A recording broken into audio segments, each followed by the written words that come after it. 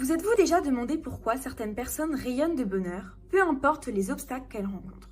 Et si l'épanouissement ultime n'était pas une question de chance mais de compétence? Oublions les recettes miracles et les promesses vides.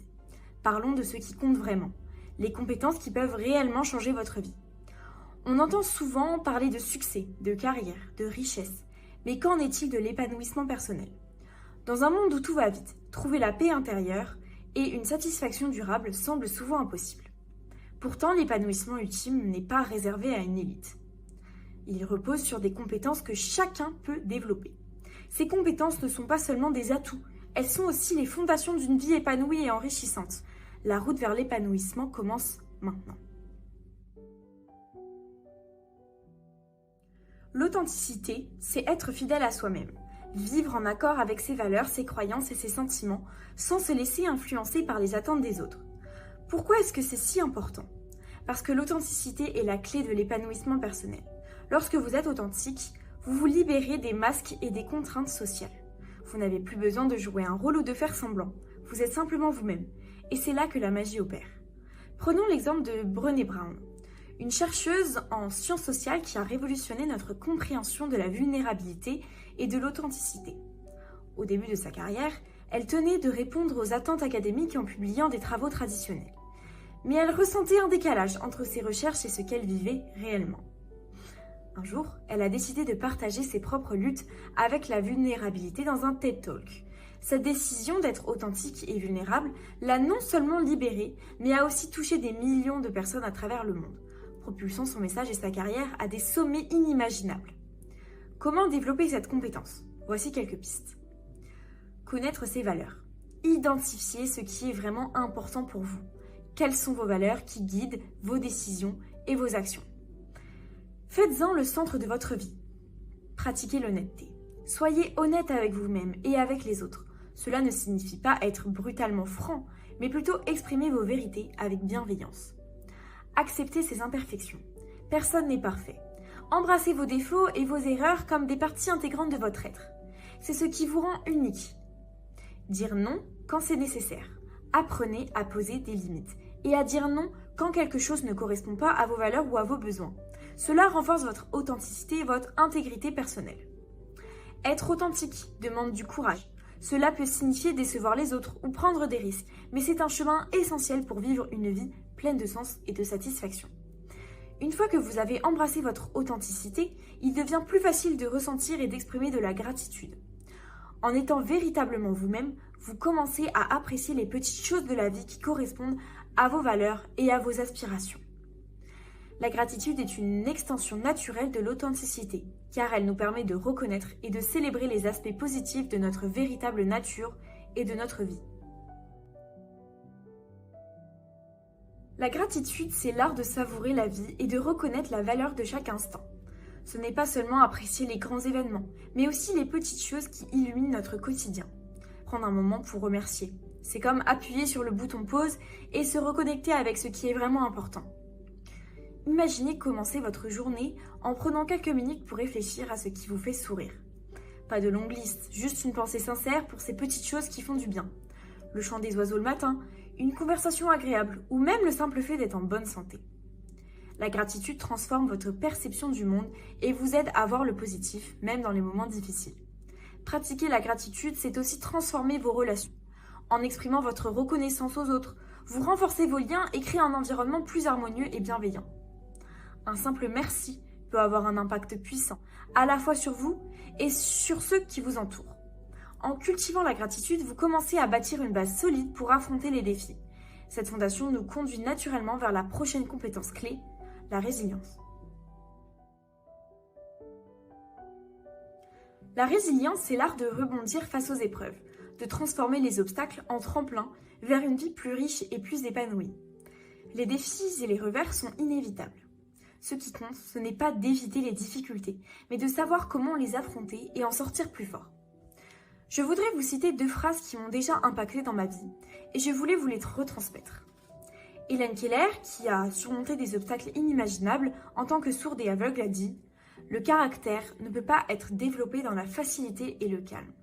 Seule l'épreuve, la souffrance, peut renforcer l'âme, inspirer l'ambition et réussir la vision. » Ces paroles sont un puissant témoignage du fait que la résilience se forge dans l'adversité.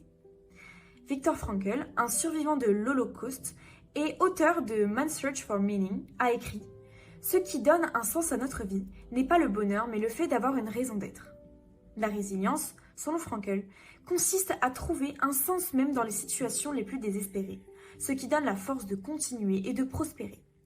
Ces citations nous montrent que la résilience n'est pas seulement une réaction aux épreuves, mais une attitude de vie. Avant de passer à la prochaine compétence, prenons un instant pour réfléchir. Si ces concepts résonnent en vous et que vous souhaitez approfondir votre compréhension du développement personnel, pensez à vous abonner à la chaîne et à liker cette vidéo. Chaque semaine, nous explorons ensemble des idées et des stratégies pour enrichir votre vie et vous aider à atteindre votre plein potentiel. N'oubliez pas de consulter la description pour en apprendre davantage. Une compétence étroitement liée à la résilience est l'empathie. En effet, comprendre et partager les émotions des autres peut non seulement renforcer notre propre résilience, mais aussi celle des personnes qui nous entourent. L'empathie est une compétence essentielle pour établir des relations profondes et authentiques, et elle joue un rôle crucial dans la résilience collective. En se connectant véritablement aux sentiments des autres, on crée un réseau de soutien et de compréhension mutuelle. Pour illustrer l'impact de l'empathie, pensons à l'histoire de Rosa Parks. En refusant de céder sa place dans un bus en 1955, elle a déclenché un mouvement de protestation qui a conduit à des changements significatifs dans la lutte pour les droits civiques aux États-Unis. Ce qui a rendu son acte si puissant, c'est l'empathie qu'elle a suscitée chez des milliers de personnes, qui ont ressenti de l'injustice de sa situation et se sont mobilisées pour la soutenir. L'empathie a été le catalyseur de ce changement social majeur. Pour développer l'empathie, il faut d'abord apprendre à écouter activement. Cela signifie prêter une attention totale à ce que l'autre dit, sans interruption ni jugement. Poser des questions ouvertes, montrer que vous vous souciez réellement de ce qu'elle ressent. Cela peut être aussi simple de dire « je comprends que tu te sentes ainsi » ou « ça doit être difficile pour toi ». L'empathie ne se limite pas aux mots. Elle se manifeste également par des gestes simples et sincères comme offrir une épaule pour pleurer ou un sourire réconfortant. Les petites attentions peuvent faire une grande différence. Enfin, l'empathie implique de se mettre à la place de l'autre, essayer de voir le monde à travers ses yeux, de comprendre ses défis et ses joies. Cela ne signifie pas nécessairement que vous devez être d'accord avec tout, mais que vous respectez et comprenez ses perspectives. En développant l'empathie, nous nous ouvrons à des relations plus riches et plus significatives. Cette compétence crée un cercle vertueux où chacun se sent compris et soutenu, renforçant ainsi la résilience collective. En nous connectant profondément aux autres, nous sommes naturellement amenés à réfléchir sur nous-mêmes et sur notre manière d'interagir avec le monde. La remise en question, c'est l'art de se regarder dans le miroir et d'oser voir ce qui peut être amélioré. C'est la capacité de reconnaître nos erreurs, d'accepter nos imperfections et de s'engager sur une voie d'amélioration continue. Cette compétence est cruciale pour une croissance personnelle authentique.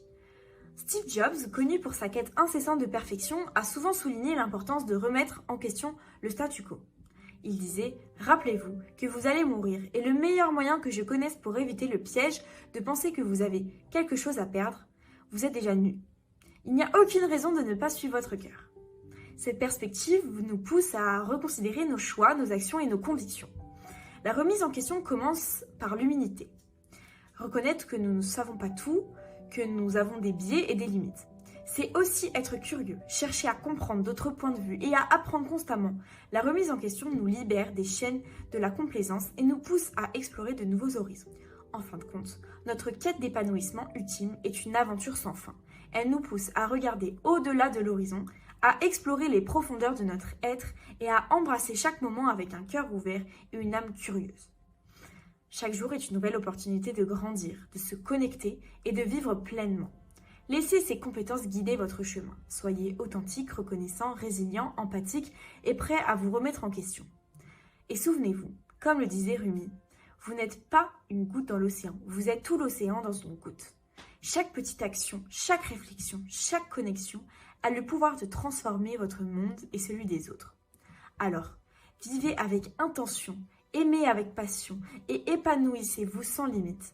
C'était un plaisir de parler avec vous.